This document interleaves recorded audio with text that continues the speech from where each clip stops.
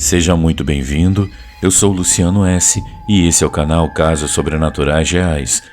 Não deixe de fazer a sua inscrição e ativar o sininho para não perder os próximos vídeos e escreva nos comentários de que cidade você está nos assistindo. Desde já, o nosso muito obrigado.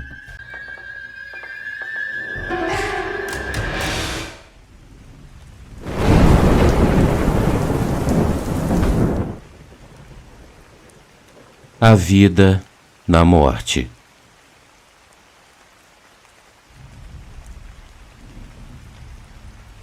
Boa noite a todos. Meu nome é Eric e eu sou médico legista.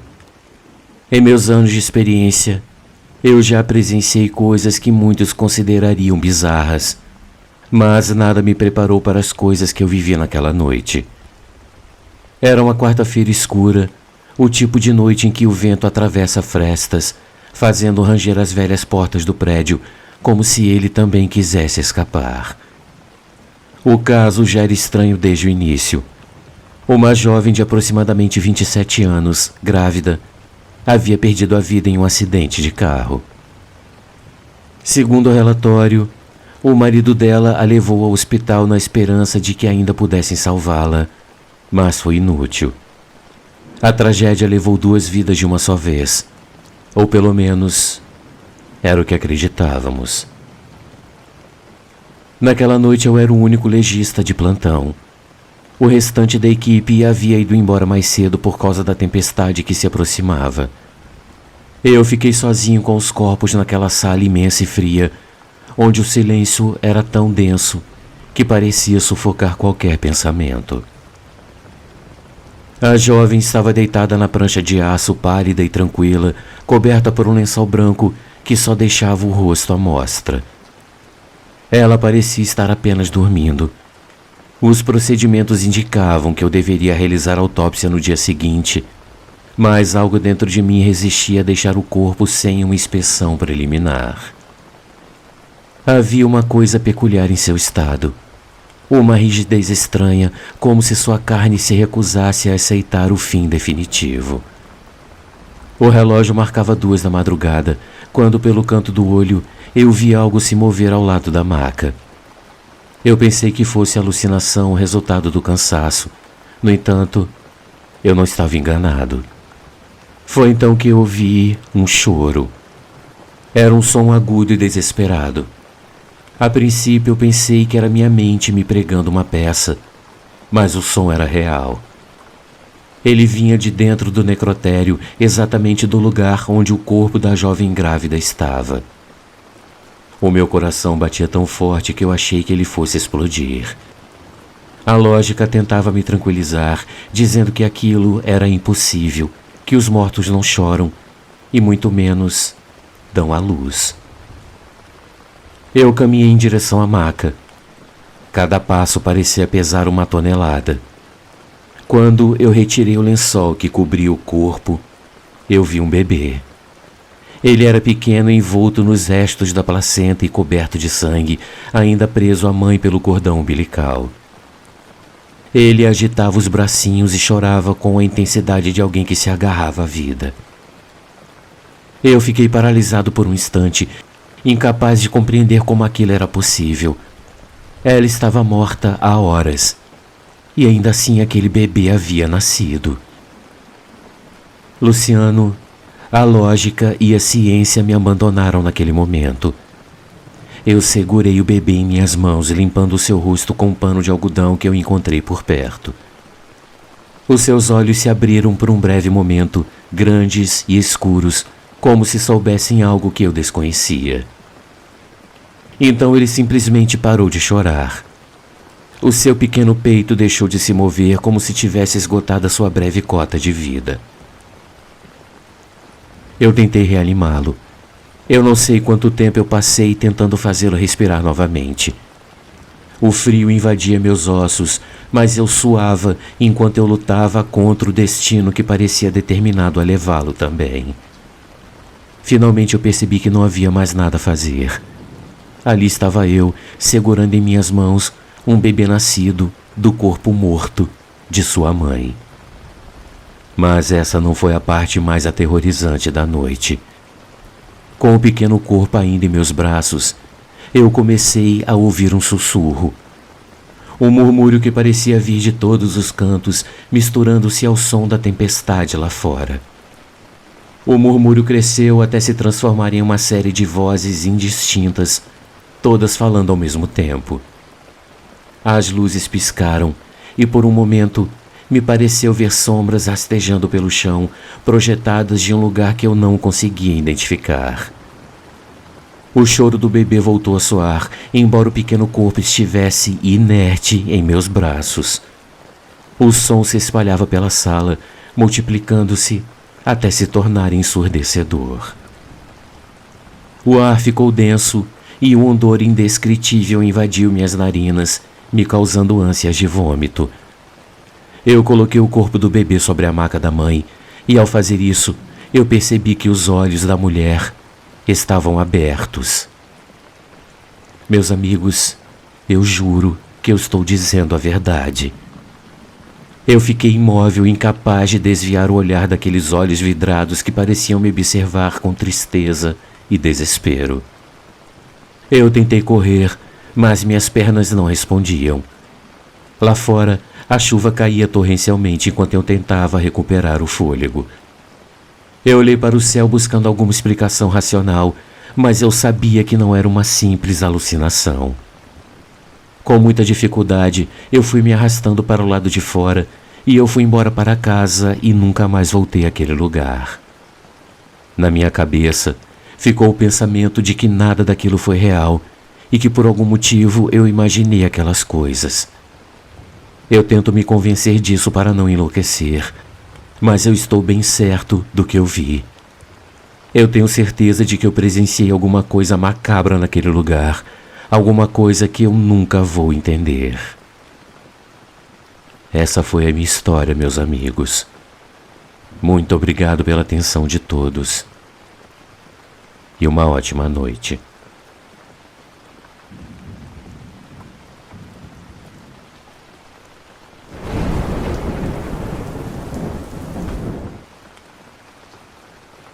O corpo que chorava.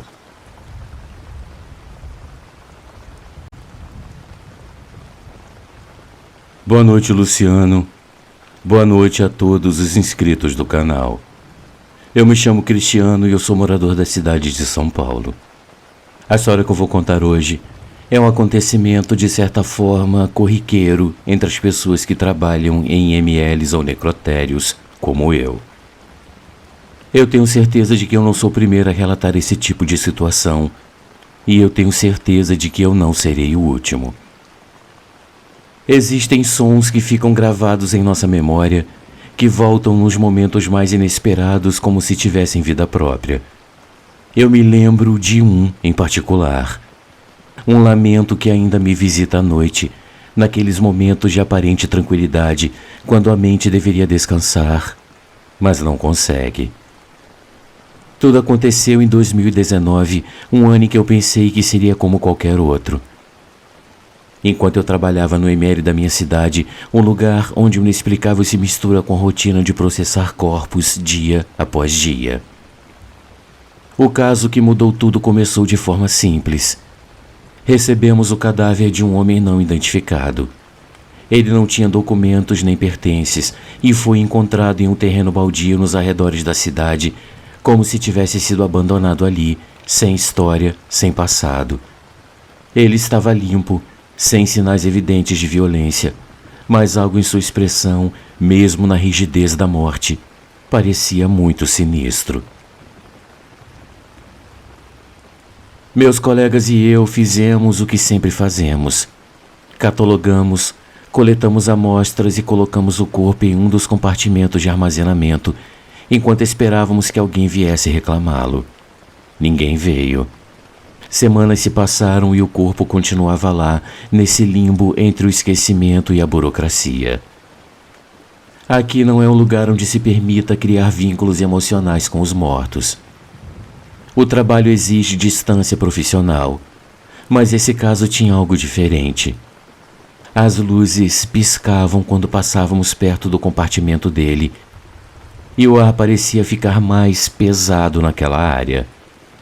A atmosfera era densa e alguns colegas evitavam chegar perto daquela parte da sala sem motivo aparente. Eu não era supersticioso, mas não podia negar que aquele compartimento me causava desconforto. Era como se o silêncio naquele canto tivesse um peso próprio. O mais estranho aconteceu numa madrugada durante um dos meus turnos de plantão. Eu fui deixado sozinho para fazer o inventário e preparar o relatório que deveria estar pronto ao amanhecer. Eram cerca de 3:30 da manhã quando um som inesperado tirou a minha concentração. Um gemido, um choro suave e angustiante, como se alguém estivesse sofrendo em silêncio. Eu fiquei paralisado tentando entender de onde aquele som vinha. Eu pensei que algum parente desesperado pudesse ter invadido o prédio em busca de um ente querido, mas os corredores estavam vazios e as portas todas trancadas. O choro continuava e parecia vir da seção de armazenamento, onde aquele homem não identificado estava. Eu tentei racionalizar. Talvez fosse um vazamento de gás, um barulho estranho das tubulações ou até um problema na estrutura do prédio. Eu me aproximei devagar, sentindo o ar ficar mais denso, quase pegajoso. O som era tão claro, tão humano, que eu não podia ignorá-lo. Eu respirei fundo, decidido a resolver aquilo de uma vez por todas, e eu me dirigi até onde ficava o freezer. O choro parou no momento em que eu toquei a porta metálica. Eu abri o compartimento esperando encontrar alguma coisa, qualquer coisa que explicasse o que eu havia ouvido. Mas o corpo estava lá como sempre, frio e sem vida, com aquela expressão inerte que parecia esconder algo por trás da pele pálida. Eu fechei a porta com meu coração batendo forte e eu fiquei parado por alguns segundos, esperando que o som voltasse. Nada mais aconteceu naquela noite, mas eu fiquei com uma sensação desagradável, uma certeza de que eu não estava sozinho, embora a lógica dissesse o contrário. Nos dias seguintes eu tentei ignorar o ocorrido, mas o ambiente parecia diferente. Alguns colegas perceberam meu nervosismo e perguntaram se eu estava bem. Meio em tom de brincadeira, eu contei que eu havia escutado um lamento vindo do compartimento de onde estava aquele cadáver desconhecido, esperando que eles rissem ou dissessem que eu estava estressado. Mas em vez disso, suas expressões mudaram. Um deles, o Luiz, um técnico forense com anos de experiência, disse que eu não era o primeiro a ouvir. Outros também haviam escutado coisas estranhas, mas ninguém queria admitir por medo de parecer fraco ou supersticioso. Essa confissão me deixou ainda mais nervoso. Se eu não era o único a ouvir aquele lamento, o que isso significava? Eu decidi investigar mais, procurando pistas nos registros. O corpo do desconhecido não revelava muito. Ele não tinha sinais de luta e nem marcas evidentes que indicassem a causa da morte. Tudo apontava para uma overdose, mas até isso era apenas uma suposição. O único fato certo era que ele fora encontrado sozinho e ninguém parecia sentir a sua falta. Uma noite, enquanto eu organizava alguns documentos, eu ouvi aquele choro novamente. Desta vez ele era mais intenso, carregado de angústia, como se alguém estivesse sofrendo uma perda irreparável. Eu segui a direção do som, sentindo uma pressão no peito. Quando eu cheguei à área de armazenamento, eu notei que o compartimento do desconhecido estava ligeiramente aberto. Eu não lembrava de tê-lo deixado assim, e os outros técnicos eram cuidadosos com os corpos. Eu me aproximei com cautela e o gemido parou abruptamente, como se uma mão invisível o tivesse silenciado. Meus amigos, eu não queria abrir aquela porta, mas o meu dever profissional me obrigou. O corpo estava lá, mas algo parecia muito errado. Ele parecia ter mudado ligeiramente de posição, com a cabeça inclinada para o lado e o rosto, antes sereno, agora mostrava uma expressão de angústia. Eu fechei o compartimento com mais força do que o necessário e me afastei rapidamente. Naquela noite eu não consegui dormir, pensando no que poderia causar algo assim. Vazamento de gás, ruídos no prédio, alucinações auditivas. Tudo parecia plausível até certo ponto, mas algo em mim sabia que não era mera coincidência. Eu mencionei minhas experiências a outro colega no dia seguinte, mas ele apenas deu de ombros e disse que aquele lugar tinha uma longa história de acontecimentos inexplicáveis, coisas que ninguém queria investigar a fundo. Os dias se transformaram em semanas e o corpo continuava sem ser reclamado. Por fim, ele foi sepultado em uma cova comum e o ambiente no ML se aliviou um pouco.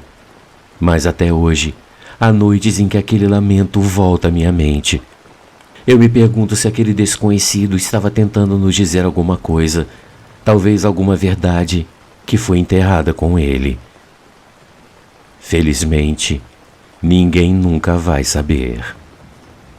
Uma ótima noite a todos.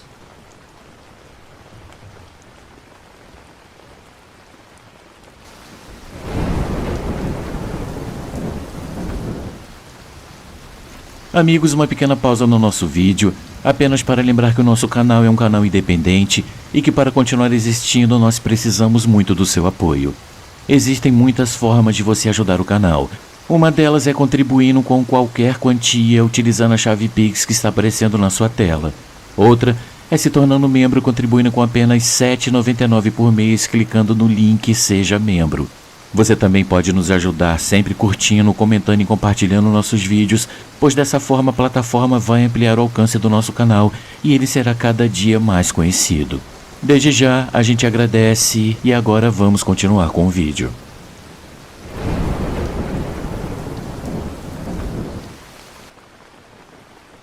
O sopro na nuca.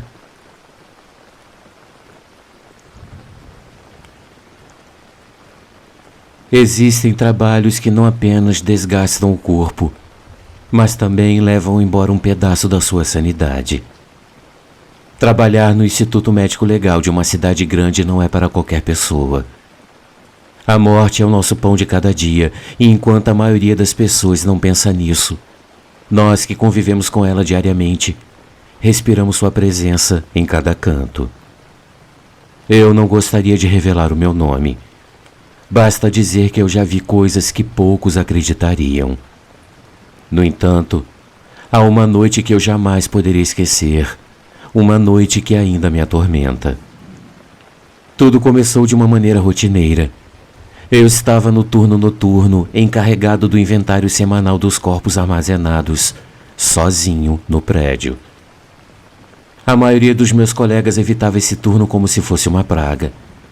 Eles diziam que quando o sol se põe e as luzes do prédio são as únicas na escuridão, a linha entre a vida e a morte se torna ainda mais tênue. Eu sempre achei que isso fosse bobagens, histórias para assustar os novatos. Mas naquela noite o meu ceticismo se quebrou. O ar na sala estava pesado, estagnado, como se o oxigênio tivesse acabado horas atrás. As luzes fluorescentes emitiam um zumbido constante, penetrante, que fazia o tempo parecer avançar em câmera lenta. Eu caminhava de corpo em corpo, verificando números de identificação e anotando detalhes em minha prancheta. Tudo estava em ordem como deveria estar. Contudo, havia algo estranho no ambiente, algo que eu não conseguia definir. Nesse ambiente opressivo, eu cheguei à última fileira de corpos. Eu me inclinei para conferir a etiqueta de um homem que havia morrido em um acidente de carro. Foi então que um frio inexplicável tomou conta do ar ao meu redor. Não era o frio habitual do necrotério, mas algo impregnado de uma presença obscura. Eu senti um sopro gelado na minha nuca, como se alguém estivesse atrás de mim a poucos centímetros de distância. Não era uma brisa e nem uma corrente de ar. Era uma sensação física, real, como um suspiro sem voz. Eu me girei rapidamente com o coração disparado, mas não havia ninguém por perto. Apenas sombras longas e distorcidas projetadas pelas luzes do corredor. Eu fiquei paralisado esperando que a minha mente estivesse me pregando uma peça. Contudo, as luzes começaram a piscar mais rápido, iluminando e escurecendo a sala em flashes rápidos, fazendo-me sentir como se eu estivesse presa em um velho projetor de cinema. Eu olhei para o teto esperando que o problema elétrico cessasse, mas o zumbido apenas aumentou, preenchendo meus ouvidos com um som grave e constante. Então, uma voz surgiu do nada, clara e direta, como se alguém estivesse ao meu lado. Me ajude. Era um pedido desesperado, carregado de um peso impossível de ser ignorado. Minhas mãos tremiam e a prancheta caiu ao chão com um estrondo seco. Eu tentei me convencer de que eu estava alucinando, que o cansaço estava me pregando peças, mas no fundo eu sabia que era algo mais. Eu comecei a recuar lentamente com a respiração acelerada. A sala parecia se fechar ao meu redor, as sombras se tornando mais densas, mais profundas. Eu decidi que era hora de ir embora e deixar o inventário para outro dia. Mas ao me virar para a porta, eu percebi que a temperatura havia caído ainda mais. O meu próprio hálito formava pequenas nuvens de vapor no ar. Eu mal havia dado alguns passos quando eu ouvi um som estridente. Uma das macas metálicas onde os corpos são colocados estava se movendo. O barulho gelou a minha espinha. Eu me virei convencido de que alguém estava brincando comigo, porém o que eu vi me deixou sem ar. A maca deslizava lentamente para fora, como se uma mão invisível a empurrasse. O corpo coberto por um lençol branco começou a inclinar-se, quase caindo. Antes que eu pudesse reagir, as luzes se apagaram de uma só vez, mergulhando a sala em uma completa escuridão. Eu estava presa a um abismo de sombras com o coração batendo tão forte que eu achei que pararia. Eu tentei usar o meu celular como lanterna, mas minhas mãos tremiam tanto que eu quase o deixei cair. Quando finalmente eu consegui iluminar a sala, o que eu vi não fazia sentido. O lençol estava amassado, como se alguém tivesse tentado sair por debaixo dele, mas o corpo permanecia imóvel. A sensação de que algo se movia nas sombras me envolvia como uma segunda pele. Eu dei um passo para trás e eu senti um vento gelado vindo de lugar nenhum. De repente, algumas luzes voltaram a piscar, mas apenas parcialmente, deixando partes da sala na penumbra. A voz soou novamente, agora um pouco mais distante. Me ajude. Meus amigos, eu não consegui mais suportar. Eu corri em direção à porta, deixando para trás a prancheta, as ferramentas e qualquer traço de calma. No corredor, as luzes pareciam mais reconfortantes. Eu continuei correndo até chegar à sala principal, onde o segurança assistia à TV sem som. Ele me olhou com preocupação, mas eu não disse nada. Não havia palavras para descrever o que eu tinha visto ou sentido. Essa foi a última vez que eu aceitei trabalhar no turno noturno. O IML aqui da cidade continua o mesmo prédio que eu conhecia, mas para mim, lá se tornou um lugar cheio de segredos que eu prefiro não desvendar. Ainda hoje, ao ouvir alguém contar histórias vividas em um necrotério, eu me lembro daquela noite. Uma parte de mim ainda está lá presa, esperando por respostas que nunca virão. Uma ótima noite a todos.